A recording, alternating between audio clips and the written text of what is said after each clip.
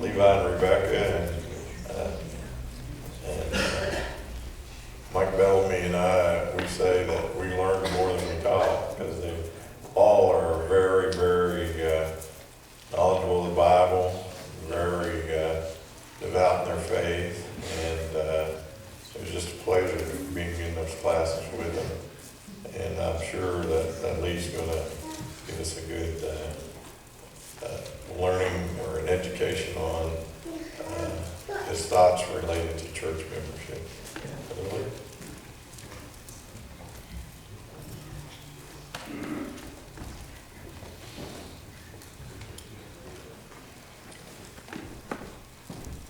I had a nightmare that started like this. Good evening. Good evening. You know, a few weeks ago, I invited Jody out for breakfast one morning, and you know, we had a good conversation, shared some laughs, and you know, towards the end of the conversation, or towards the end of right before we were getting ready to leave, you know, he started talking to me about the possibility of teaching a Wednesday night series up here. And it was at that moment that I learned a very valuable lesson that I'll take with me into the future. When you have a meal with a Baptist pastor, no good can come of it. And I haven't had a meal with him since. I do feel that this is an honor and a privilege to be up here tonight, to be doing this. I feel honored because you know, Jody had the faith in me and the trust that I would carry out his vision of what he saw, what he wanted me to teach, and I appreciate that. Thank you, Jody, for that. I find it a privilege because it means that this water is mine.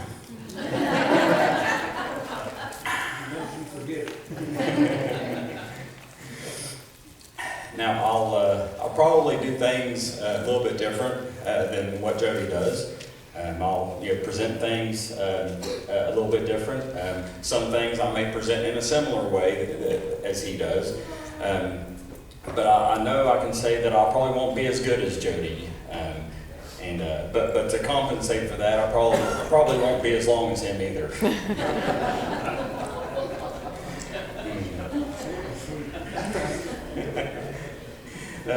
This lesson, this series, is on being a church member. This first session tonight is being a functioning church member, and I want to share, you know, the importance of it. The different aspects of being a member. It's from a book called I Am a Church Member. It's by Thomas Rainer. Now, a couple things before I really get started that I want to kind of preface. You know, this, even though I'm talking about membership, this is not a membership drive. I'm not, you know, prompting or promoting anybody to join. Not trying to get numbers up or anything like that. I'm just wanting to share some information and give you more knowledge about being a member and a clearer understanding of what membership means.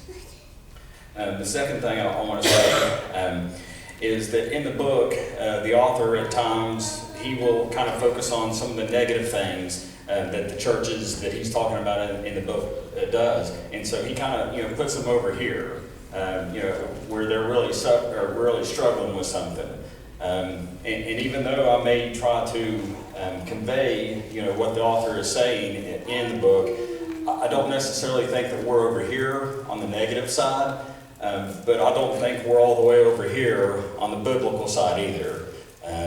Now we may be here, which is close to it, and that's good, but we may be, you know, more over on this side in some areas. But wherever we're at in this, whatever you get out of this, I want us to focus on focusing on the biblical aspects of being a member.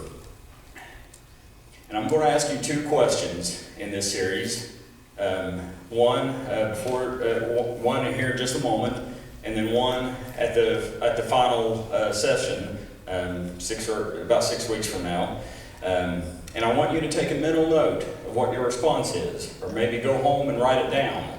And then at the end, it's going to be the same question. So at the end, we can kind of compare how your response is.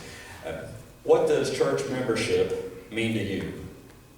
What does it mean to be a member of this church? So again, I want you to take a mental note of that, and like I said, maybe go home, write it down, and when this series is complete, maybe we can share, if anybody would like to share, what they've learned, maybe the different aspects that they've seen. I know you're just getting into the book. I've learned a lot already. I know that there's a lot that I need to apply, and I'm going to try to work on that. Now, when you mention membership, some people have the mentality of, I like this church, and I want to have a vote when it comes to business meetings, as far as when they think about membership.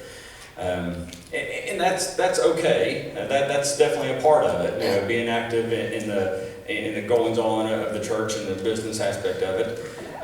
Now, some people, they may have more of a country club membership mentality, and they might ask, what can I receive from this membership? What is it going to do for me? With a country club mentality, you may say things like, look, Pastor, you need to remember who pays your salary. Or, if you don't do this program, I'll withhold my check from the church. Or, I don't pay good money to listen to sermons that long. And I know I've made a couple references to long sermons. I don't feel, he's long-winded or anything. I think Jody does a very phenomenal job. We are blessed to have him as our pastor and leader of this church. But with a church membership, our first thought should be, now that I'm a member, how can I use my talents and skill set to make the church stronger? How can I be a part of the whole? So church membership means we are all necessary parts of the whole. We are all necessary parts of the whole. I'm going to be reading out of 1 Corinthians chapter 12. I'm going to be bouncing around different verses. You can turn there if you like. You don't have to. 1 Corinthians chapter 12, and starting with verse 12. For as the body is one, and hath many members, and all the members of that one body, being many, are one body, so also is Christ. I'm going to jump down to verse 26. And whether one member suffer, all the members suffer with it. Or one member be honored, all the members rejoice with it. Now that's a concept that we totally understand in our physical bodies, but somehow we seem to struggle with it when it comes to the church or the spiritual aspects. Ecclesiastes 1 verse 9 says, what has been will be again. What has been done will be done again. There is nothing new under the sun. And with the ideas and the practices that we use daily as our bodies being one member, somehow we still feel the need to come up with new ideas when it comes to relating that to spiritual aspects of the church. Say you're in the hospital with a broken leg. Do people come up to you and ask, how's that fractured tibia doing? No. They ask, how are you doing? And generally, we reply with, I'm doing okay. It's the leg that's broken, but we still say, I'm doing okay. Or, if you run a race and win, do you say, my legs won a race today? And I was just along for the ride? No. You say, I won a race today. Physically, we have no problem seeing the individual parts as a whole. But do we do that? But do we look at the church like that and its different ministries? Or do we set any of them apart as if they didn't have anything to do with us? So church membership means we are different, but we still work together. We are different, but we still work together. Now, staying in 1 Corinthians 12, scary to say page, verse 27. Now you are the body of Christ, and members in particular. And I like how 28 starts out. And God hath set. God has placed these people. God hath set some in the church, first apostles, secondary prophets, thirdly teachers, after that miracles, then gifts of healing, helps, governments, diversities of tongues. So basically it's saying that there are many different roles or functions in the church. There's several places where you can fit in. Just like our bodies have different members with different functions. Verse 29, are all apostles? Are all prophets? Are all teachers? Are all workers of miracles? Have all the gifts of healing? Do all speak with tongues? Do all interpret? Now these attributes are all a member of the same Spirit, and that's from verses 8 through 11. But all have a very distinct and separate function. Much like our hearts and our toes. Both are a part of the whole, or a part of the body. Both have a very clear and specific function. They are separate. They're far away from each other and have totally different functions. But if something happened to either one, wouldn't the whole body be affected? Think about that. Think if your heart stopped, would the rest of your body be affected by that? You know, and so this happens in the church as well. If one ministry is hurt, the whole church can suffer. Now, like I said, there are different members with different functions, but all are a part of the whole. You know, we're not all called to be pastors or teachers or to be in the spotlight, both literally and figuratively. But we are all called to be willing, to allow God to work through us as willing conduit, and to be ready when He calls us, knowing that He will equip us with whatever we need. He will not send you out anywhere. If He's called you, He will not send you out anywhere without giving you the proper tools or the instruction, the knowledge to do that. We're also all called to be praying for our church, its leaders, the pastor, the teachers, those in positions. What would happen if we had those people in place, but nobody backing them up in prayer? How would Jody feel if he got up here to preach, knowing that nobody was praying for him? And I'm not saying that, I'm not saying anything, about that. I just want, we're all called to be, at least we can pray. Maybe at most we can pray. Now, should we do all this grudgingly? I'm a member. I guess I have to teach a Wednesday night series on membership now. I didn't sign up for this. No, we don't do that grudgingly. We do these things out of love. So church membership means that everything we say and do should be based on the biblical foundation of love. Amen. Everything that we say and do should be based on the biblical foundation of love. 1 Corinthians chapter 13, verses 1 through 7. Though I speak with tongues of men and angels, and have not love, I am become a sounding brass or a tinkling cymbal.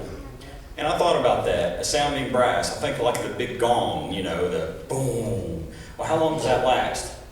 I mean, just like that, and it's gone. Well, can you share that with people? No. I mean, can you replicate that sound? No. But that's what doing these things without love is like. I mean, and that's it. And though I have the gift of prophecy and understand all mysteries and all knowledge, and though I have all faith so that I could remove mountains and have not love, I am nothing. And though I bestow all my goods to feed the poor, And though I give my body to be burned, and have not love, it profiteth me nothing. Love suffereth long, and is kind. Love envieth not, love vaunteth not itself, is not puffed up, doth not behave itself unseemly, seeketh not her own, is not easily provoked, thinketh no evil, rejoiceth not in iniquity, but rejoiceth in the truth. Beareth all things, believeth all things, hopeth all things, endures all things. Now, shouldn't we act towards one another like this? With love? Not looking for something in return? Remember, also, we're not called to love only those people that we consider lovable. We need to love everybody. Amen. And act like we do, you know. Demonstrate. And myself, sometimes I struggle with that, in some situations, and I have to pray whenever I'm coming up to see somebody that I'm at ill with or whatever. I pray, Lord, help me to show them love. I mean, I don't want to. I don't even want to say hi to them, and I say, Lord, help me to show them love. And He has helped me with that, and continues to help me. Now, if one part of our body is injured, don't we do everything we can to help bring it back to full strength? Don't we lovingly and willingly accept a greater workload on other parts of our body? I mean, think about that. If you sprain your right ankle, what are you going to do? You're leaning on your left. I think I got my size right, so that's good. Knowing that this will ultimately lead to the weaker part becoming stronger and back to full health. We should look at the church and the members in the same way. This helps the church function as it should, as one complete body. So membership is a functioning and active membership. It's a functioning and active membership. Now, when I say active, I'm not talking about being an active member on the church books. I'm talking about doing. You can be a member of many churches, but not part of the church body. And just as a little side note, this is me speaking, nothing from the book. If you are faithfully attending here, and you know you're going to be staying here at this church, and you're a member at another church, I definitely encourage you to put something in writing to that other church and just say, please remove me from the membership of that church. And the reason I say that is church numbers tend to become inflated a lot of times. I mean, I believe we have, I read one article that said church membership usually is about a third of what the members that are actually on the books. And I think we have about 330, something like that. So that'd be 110 people who are active, members who show up all the time and are here, and I think we do better than that. I mean, I think somebody had mentioned 180 or something like that people we have on Sundays, up to 200, regulars. So I think we're doing better than that. But I do encourage you, if you find yourself in that situation, then please send a letter or something to that church.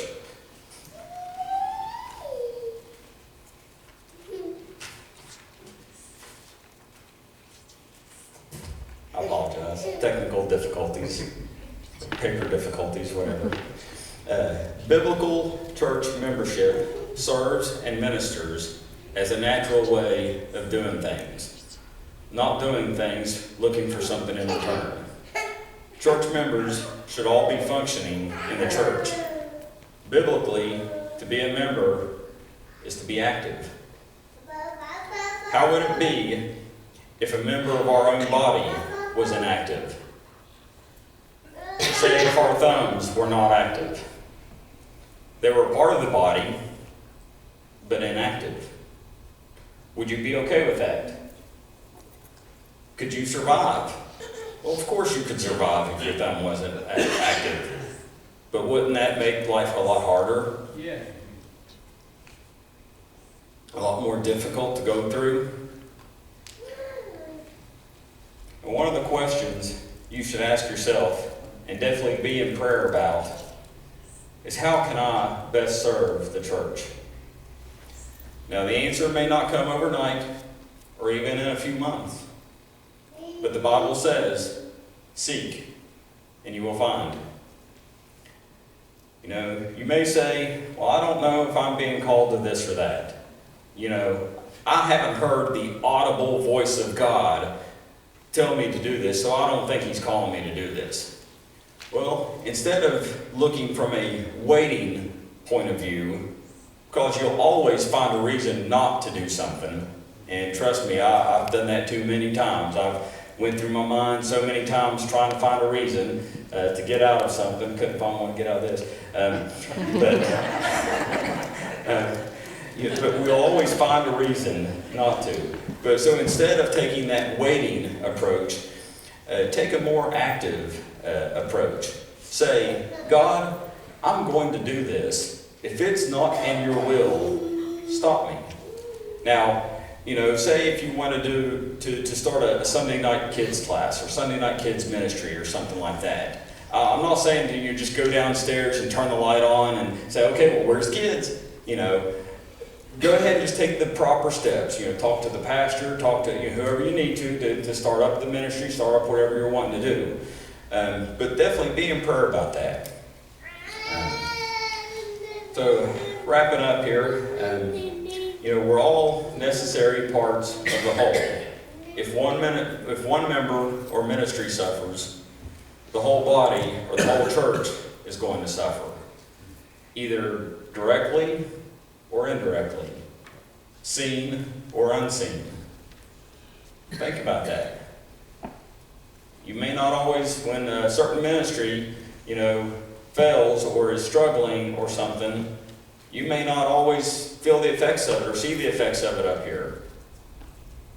But it's still hurting. They're still struggling. We all have different things to do.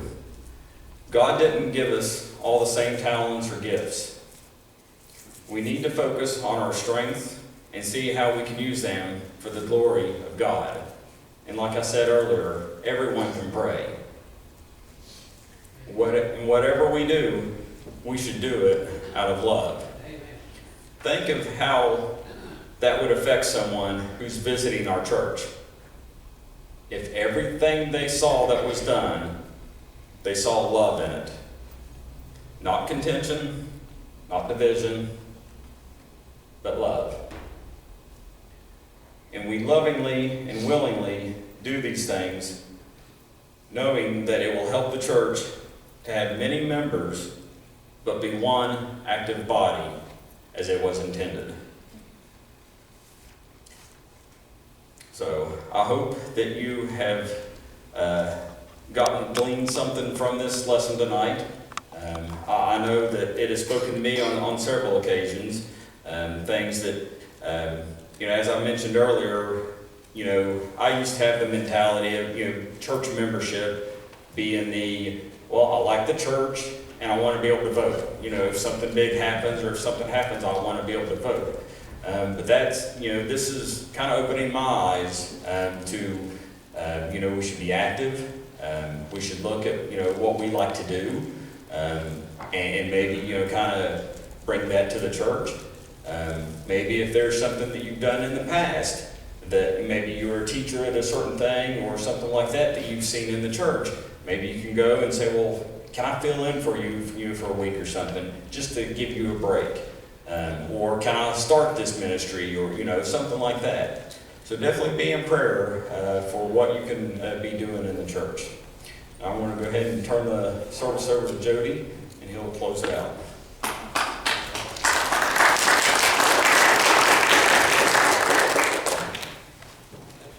Man, that's awesome. I told Brother Lee, it's like my first message that I preached was 5 minutes. He beats me at running and he beats me at teaching too. we're going to go ahead and transition here a little bit, just because I want to give you an opportunity, okay? Not to take membership. We're not opening doors. We might do that by the end of this, but maybe you feel like you want to pray tonight. And maybe it's not even for yourself. Maybe you're active, but you've got somebody in the church you want to pray for that you know has talent, but for whatever reason has not been using it. And it could be because of hurt in the past or something like that. So we just want to have a time of prayer.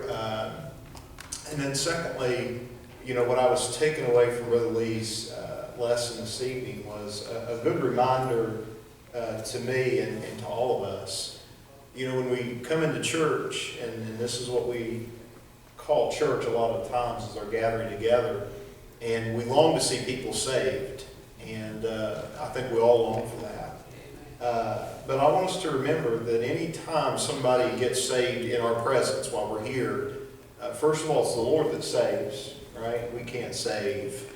But as far as having a part in that, we all have a part in that. Yeah. The greeters at the door, the Sunday school teachers, the sitting beside them, the invitation, somebody invited them here, prayer. We all have part in that. And the Lord kind of orchestrated it all, but He used us.